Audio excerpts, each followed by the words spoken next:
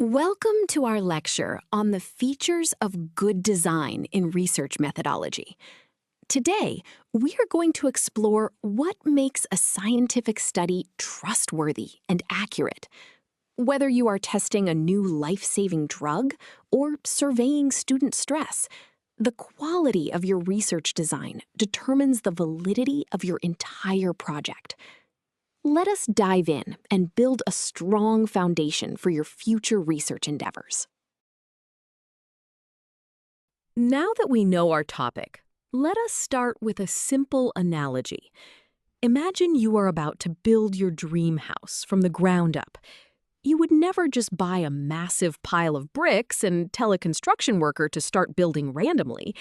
You need an architectural blueprint first to ensure the foundation is strong. In the academic world, a research design is exactly like that blueprint. It is the master plan that guides you on how to safely and logically collect and analyze your data. If your blueprint is flawed, your house will collapse.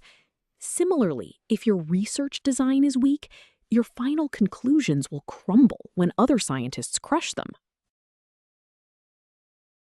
Building on that blueprint analogy, let us look at the formal definition. A good research design is a carefully constructed academic framework that outlines the exact methods and procedures for a study. It is not just a simple schedule of events or a to-do list. Instead, it is a rigorous, logical structure designed specifically to minimize bias and maximize accuracy. By setting strict rules before the study begins, the design ensures that the evidence you collect truly addresses the core research problem, rather than just gathering random information. To achieve that rigorous structure we just discussed, a good design must be built on 4 main pillars. The first is reliability, which means if we repeat the study under the exact same conditions, we will get the exact same results. The second is validity, meaning we are actually measuring what we claim to be measuring, not something else by accident. The third pillar is objectivity, which ensures that the researcher's personal biases and opinions do not influence the outcome. Finally, we have generalizability, which means our findings can be confidently applied to the real world, not just the specific people in our study. Understanding these 4 pillars leads us to ask why they matter so much in practice. We care about these specific features because research is constantly used to make massive, life-changing decisions, from government policies to medical treatments. Imagine a pharmaceutical company testing a new heart medication. If their design lacks validity, they might accidentally measure a patient's temporary excitement rather than their actual long-term heart health.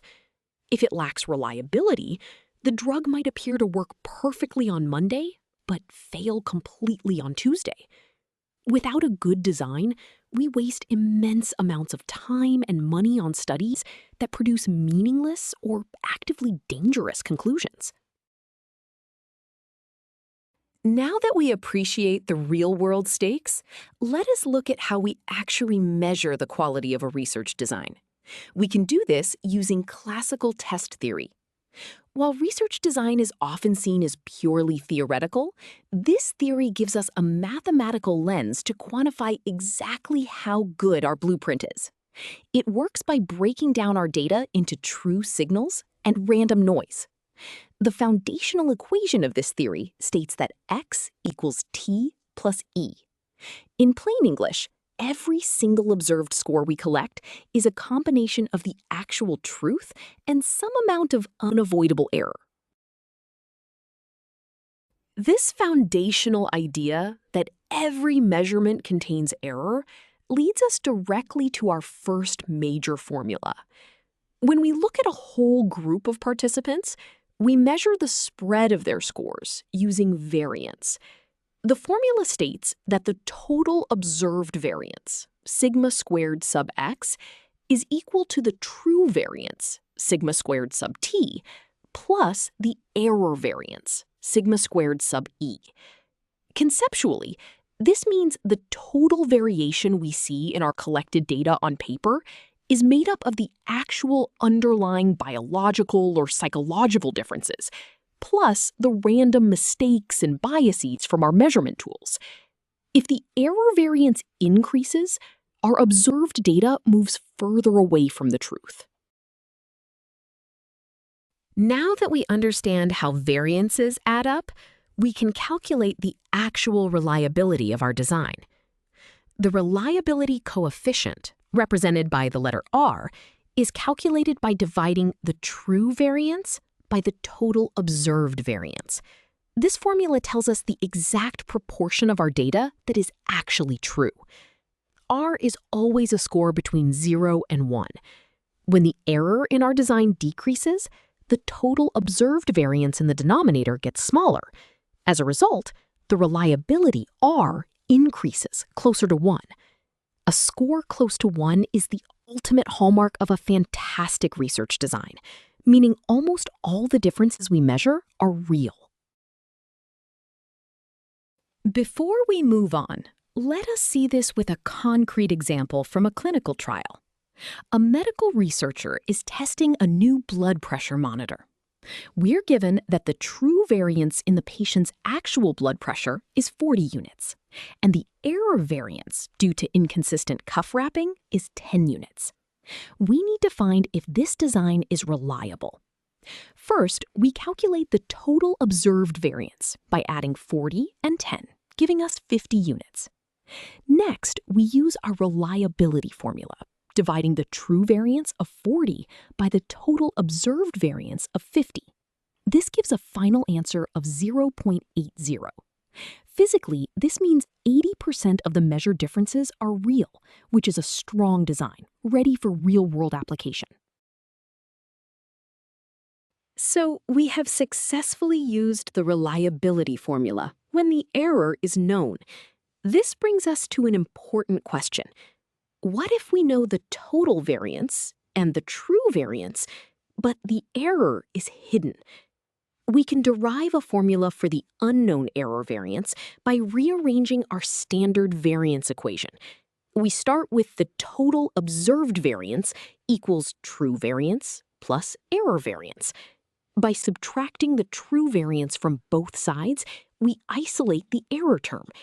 This simple mathematical reasoning gives us a new tool. Error variance equals observed variance minus true variance.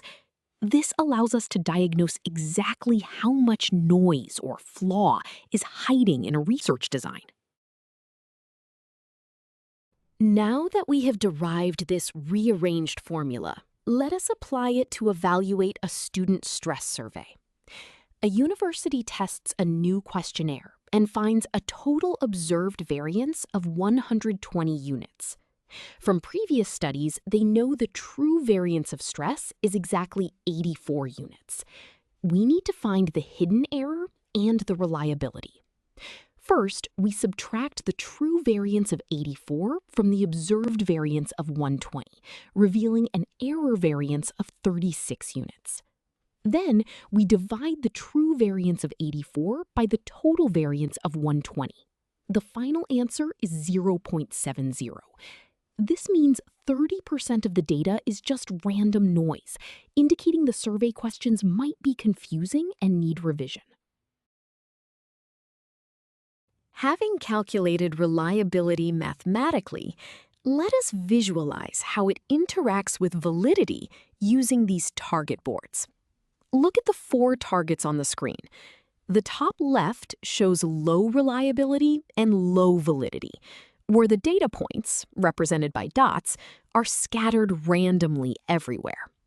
The top right shows high reliability but low validity. The dots are clustered tightly together, meaning consistent results, but they completely miss the center bullseye, meaning they are inaccurate. The bottom left shows low reliability but high validity, where dots average out near the center but are too spread apart. Finally, the bottom right shows our ultimate goal: high reliability and high validity, where all dots are tightly clustered exactly in the center bullseye. This diagram teaches us that a good design must be both consistent and accurate. We have covered a lot of ground today, so let us summarize the key takeaways. First, remember that a good research design is the ultimate foundational blueprint of any scientific inquiry. Second, it must possess high reliability to ensure consistent results and high validity to ensure accurate measurements, just like the center bullseye we saw. Third, by mathematically minimizing error variance, we maximize the actual truth in our data and protect our findings from bias. You now have a solid understanding of how to evaluate and build a strong research design. Investing time in this blueprint prevents costly mistakes and ensures your future research contributes trustworthy knowledge to the world.